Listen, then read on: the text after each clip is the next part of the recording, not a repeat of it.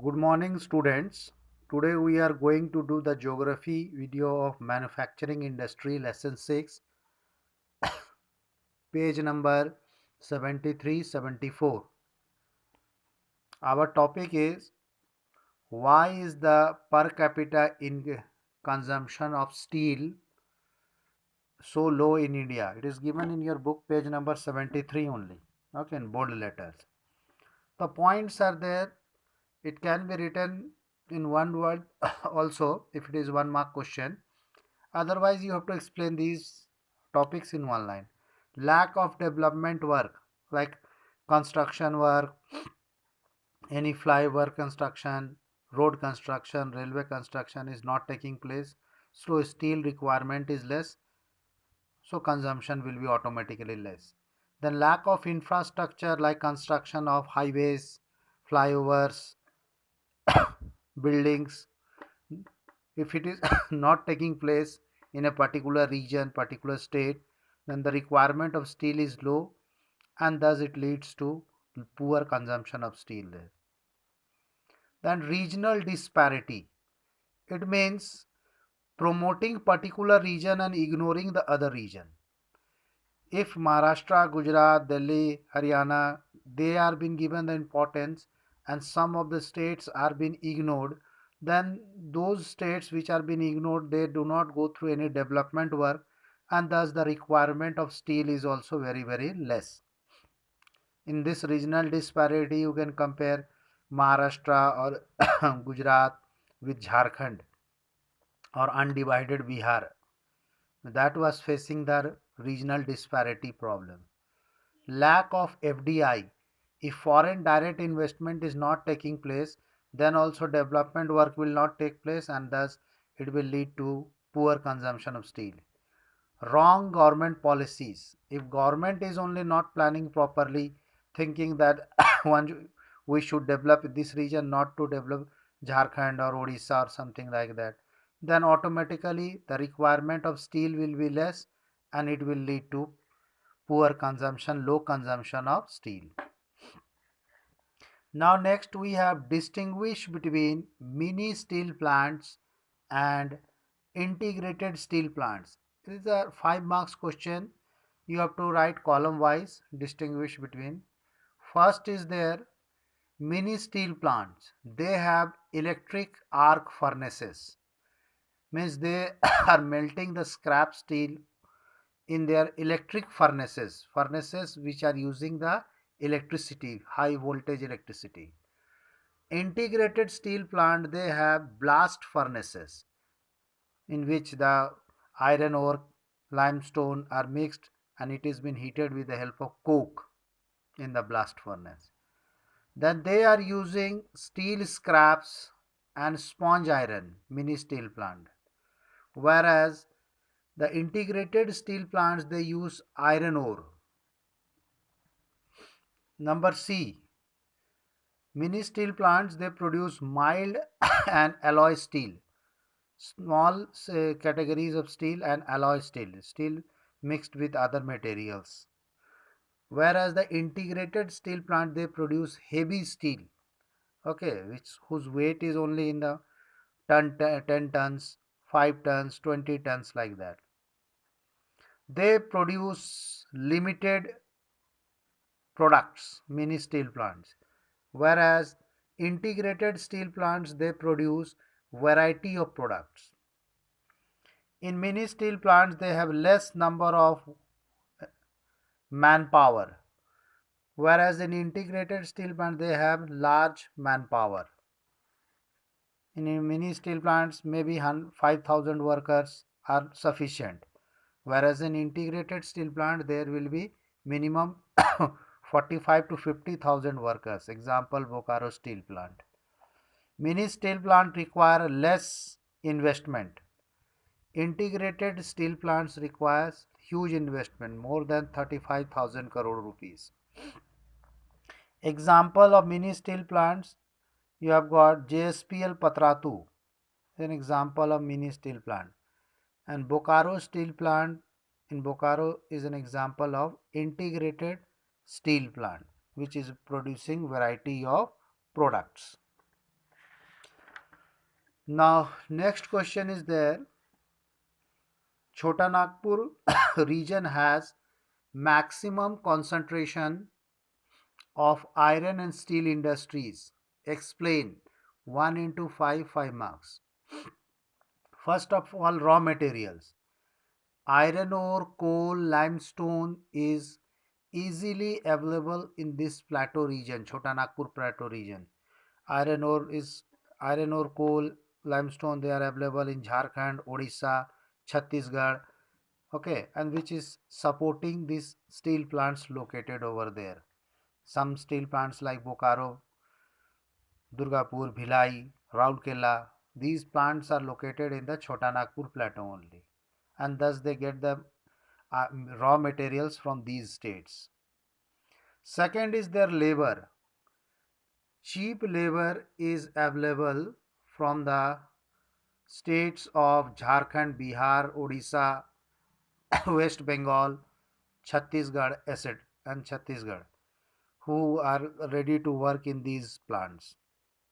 One best example of your cheap labor is your ex-chief minister also, Mr. Raghuvar Das, who is a migrated labor from Chhattisgarh who worked in Tata Steel Tisco as a labor. Then he joined the trade union and finally he contested the election to become the MLA and then CM of Jharkhand.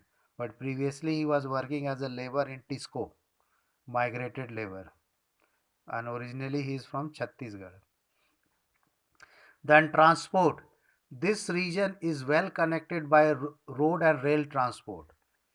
It has got the good network of Eastern Railway, Southeastern Railway connectivity there, and all these plants have been connected in all the directions towards Delhi, towards Mumbai, towards Chennai, and by road also these plants are well connected for the supply of raw materials. Okay, so it is supporting this in this transport is also supporting this industry. Electricity. These industries are getting regular supply of electricity or power from the thermal power plants located in this region, like your Bokaro Thermal, Patratu Thermal, Santaldi Thermal. So these thermal power plants are supplying 24 hours electricity to these plants for their production. Fifth one, these states are them itself a large. These states are serving as a large market for the steel industry, like Jharkhand, West Bengal, Odisha, Chhattisgarh. The steel produced in these states are being consumed within the states itself by other industries like vehicle industry, utensil industry, machinery industries. They purchase the steel and produce variety of products. Next is there, we are not able to perform to our full potential in steel sector. What is the why it is so? High cost and limited supply of coking coal. Coking coal is available only in Jharkhand, that is also in Dhanbad region, and all the steel plants require this coking coal for their blast furnace.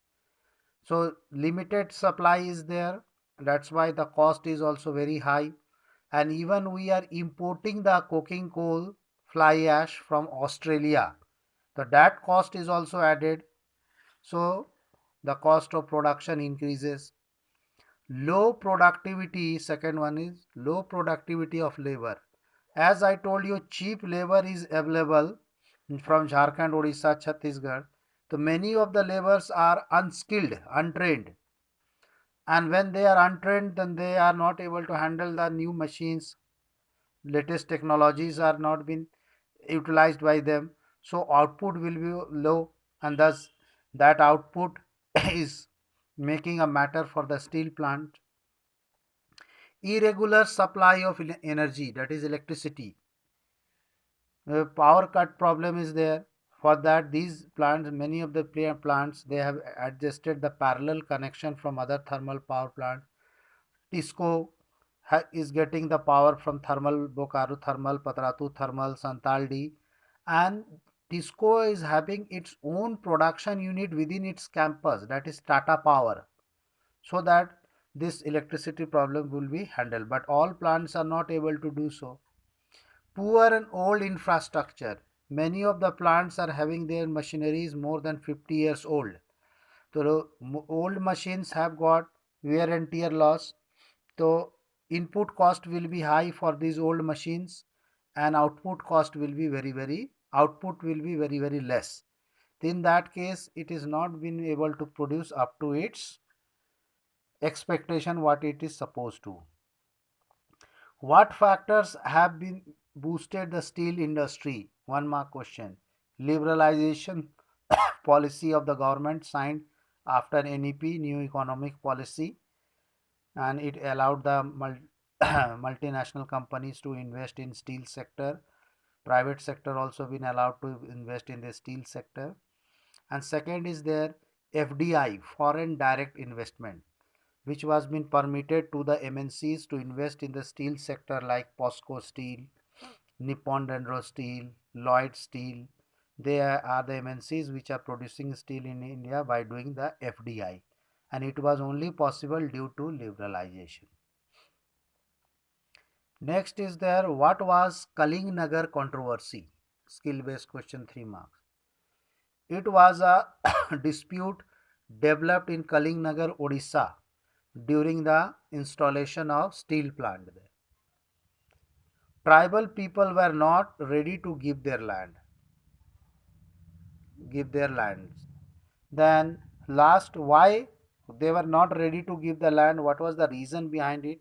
They felt that they will be exploited as it happened before, in the form of displacement of the lower tribal people, loss of livelihood, and improper compensation. Means the local people whose land was being taken, so they became displaced people. They were being removed from that place, and when they were removed, they were not able to do farming in the nearby land also. So they lost their livelihood. Tribal people who were not educated at that time, so they didn't have any option to do for their livelihood or earning, and even proper compensation were been not paid to them. Okay, so they lost their land, they did not get the compensation, and ultimately who all were the owner of the land, they became landless people, poor poverty ridden people. So gradually awareness is coming among them, so they decided to protest and not to give the land at any cost for any work, because they said that we will only sacrifice for everything. It's not so, we are not ready to do for that, and that was the Kaling Nagar controversy. It is a skill based question, it may be asked there. So kindly do all the question answers in your classwork copy, and some homework questions will be given in the campus care only. So you do the homework and write the heading for that homework questions, and please write the questions nicely, draw the margin, and map work also has to be done. Please paste the map in your copy, because if you do not paste, marks will be lost. Okay, because everything carries the marks, your presentation, margin, neatness, map pasting. Okay, and as you do nicely, you score the good marks. Okay, complete your work. Thank you.